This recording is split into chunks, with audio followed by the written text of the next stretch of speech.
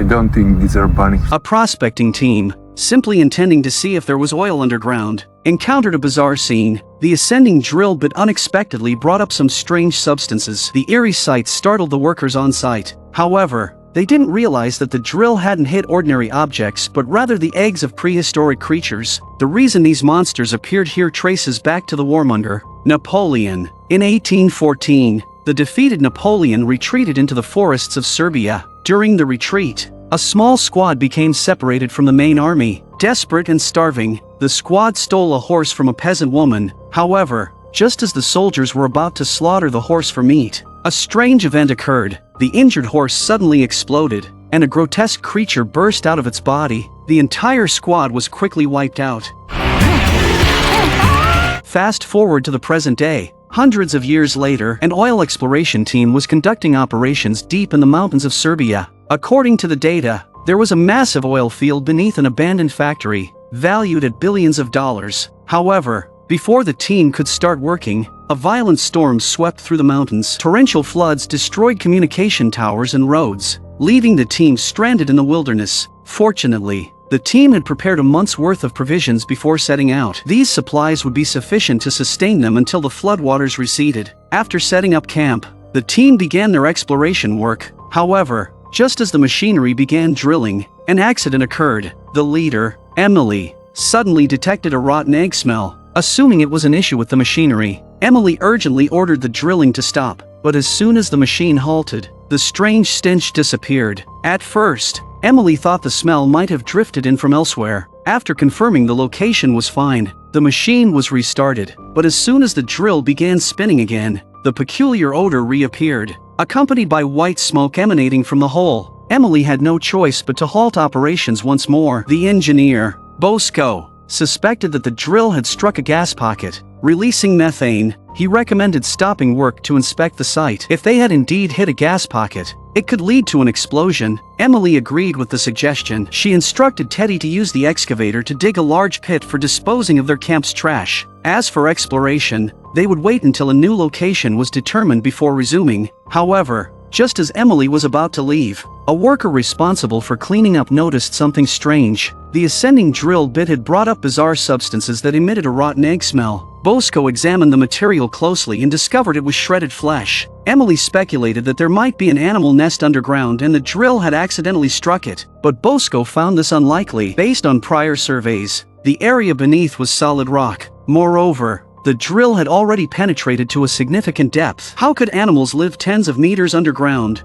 Perplexed, Bosco collected some samples. Little did they know that the area concealed more such substances. Following Emily's orders, Teddy and the workers drove the excavator to an open area. After confirming the spot was far from the oil field, Teddy instructed the team to start digging a pit. However, after only a few meters of digging, Teddy abruptly ordered the excavator to stop. Looking into the pit, they saw something writhing below. Upon receiving the report, Emily and Bosco rushed to the scene immediately. The thing in the soil not only squirmed but also emitted the same stench as before. Staring at the creature in the pit, Emily felt a foreboding sense of doom. She had been drilling for decades and had never encountered anything this strange. Emily instructed the workers to quickly push the dirt back and bury the thing. But just as the workers were about to start the excavator, a bizarre scene unfolded. The strange sight stunned everyone present. Although they couldn't make sense of what was happening, Emily couldn't just stand by and do nothing. They hurriedly brought the man they found in the dirt back to the camp, but his behavior was extremely unusual. The man kept shouting and gesturing wildly as if trying to describe something terrifying. However, due to the language barrier, no one could understand what he was saying. Teddy thought the man might be hungry and brought him food and water, but the man remained agitated. Bosco tried to calm him down. Suddenly, Bosco noticed something peculiar. It seemed like there was something moving inside the man's nostrils. The eerie sight startled Bosco, who turned to his two companions. Teddy also saw it but assumed it was just mucus. Bosco, however, thought differently. He believed the thing inside the man's nostrils resembled tentacles. The man seemed to sense something too. He calmed down and repeatedly gestured as if cutting his own throat. This time, everyone understood what he meant. He wanted them to end his life. Bosco recalled the tentacles he had seen earlier. Could the man be afraid of something inside his body? Thinking about this, Bosco became excited. He suspected the man might hold a significant secret, potentially a groundbreaking discovery. He quickly instructed Safija to bring the tools and collected blood and hair samples from the man. The news of the man found in the pit spread through the camp, and many workers gathered in the abandoned building. But during the sample collection, the strange tentacle reappeared. This time, Safija and the others clearly saw it. Concerned for the man's safety, Emily decided to isolate him in a separate room. She planned to send the man down the mountain once the floodwaters receded. In the meantime, no one was allowed near the abandoned building. Not long after everyone had left, the worker John pretended to bring food for the man and went to the abandoned building. John deliberately carried a knife. It turned out he believed the thing inside the man was some kind of parasite. Afraid it might escape and harm others, John planned to use the opportunity to let the man end his own life. Feigning distraction, John deliberately allowed the man to grab the knife. The man immediately attempted to kill himself, but he felt a force inside his body stopping him. No matter how hard he tried, his arm wouldn't move as he intended. John tried to help him, grabbing the man by the neck. To his horror, several tentacles suddenly emerged from the man's body. The terrifying scene shocked John. When he turned back, the man had already turned into a dried-up corpse. John was completely panicked. He hurried to find Emily and told her and the others about the man turning into a corpse. However, he didn't mention the parasite that had entered the man's body. Seeing the withered body, Safija was reminded of a biological paper. A biologist once discovered an algal organism near the Arctic Circle. To survive extreme cold, these organisms would encase themselves in a waxy substance to hibernate. Once the cold subsided, they would break out of their shells and emerge. The scientists' research revealed that these organisms could live for thousands of years. Safija speculated that the creature inside the man might be similar. They parasitize humans, encasing themselves in embryo-like material for protection. Safija suspected that, due to unsuitable temperature or environment, the excavated man couldn't adapt, leading to his death. Bosco agreed with her reasoning. Although slightly disappointed, he noted that the man's body still held significant research value. He wrapped the dried-up man in cloth, intending to take it down the mountain for study once the flood subsided. What none of them knew was that danger was closing in on them. The parasitized John began emitting that same rotten egg smell. His roommate was disgusted and urged John to take a shower immediately. Annoyed by his roommate's disdain, John argued with him. Little did they know, the creature inside John seemed capable of sensing his emotions.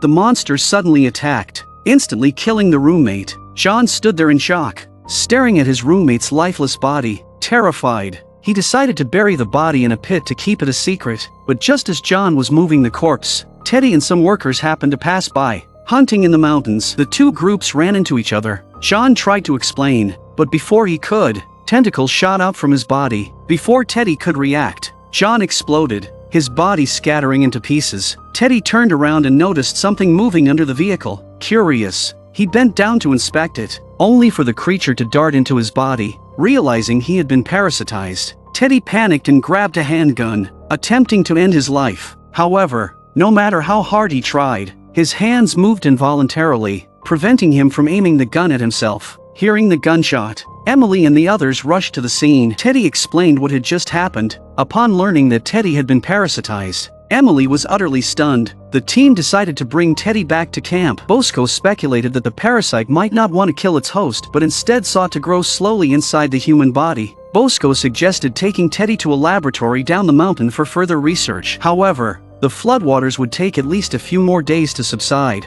To reach the lab sooner, they would have to walk over 100 kilometers to the nearest road, a journey of at least 2 days on foot. Emily, fearing the parasite might harm others, thought long and hard before deciding they needed to kill the parasite. Only with the creature dead would everyone be safe. Unbeknownst to Emily, her decision would doom the entire team. While Bosco was analyzing Teddy's blood, Emily instructed a few workers to take Teddy up the mountain. One of the workers pointed a gun at Teddy. The moment Teddy was shot, he exploded into pieces. But just as everyone thought the parasite had been killed, something horrifying happened. The parasite not only survived but leaped into another worker's body. Chaos ensued. The workers turned on each other, and the parasite kept switching hosts. In the end, only one parasitized worker made it back to the camp alive. When Emily learned that the workers in the mountains were all dead, she finally understood the true danger of the parasite. Bosco suggested they should trek down the mountain immediately and take the surviving worker to a laboratory. as he might still be saved. Emily agreed with the plan. After hastily packing, the group began their descent, but when they reached a lakeside,